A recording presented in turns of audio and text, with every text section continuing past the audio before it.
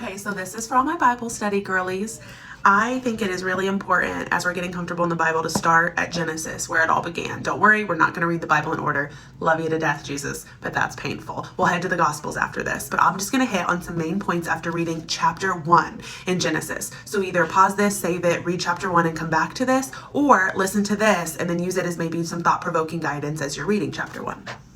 I also want to note that these are just notes that I made and then a study guide so not all of these ideas are original. They're things that just sparked kind of a light or a light bulb moment in me as I studied in a study guide from people much smarter than me.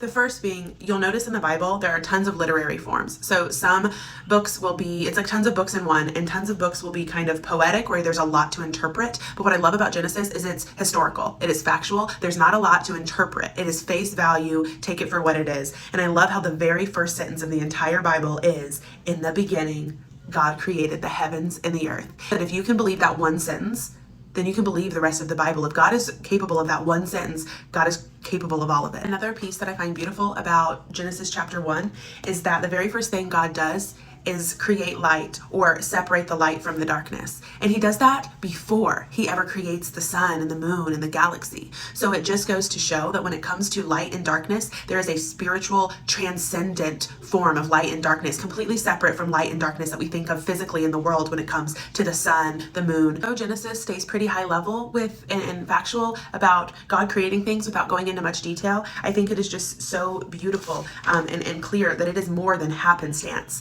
From our eyeballs to all these creatures, scientists have forever tried to prove evolution and how those things came about, but really all scientists find out is that the more they study, the more they realize they do not know.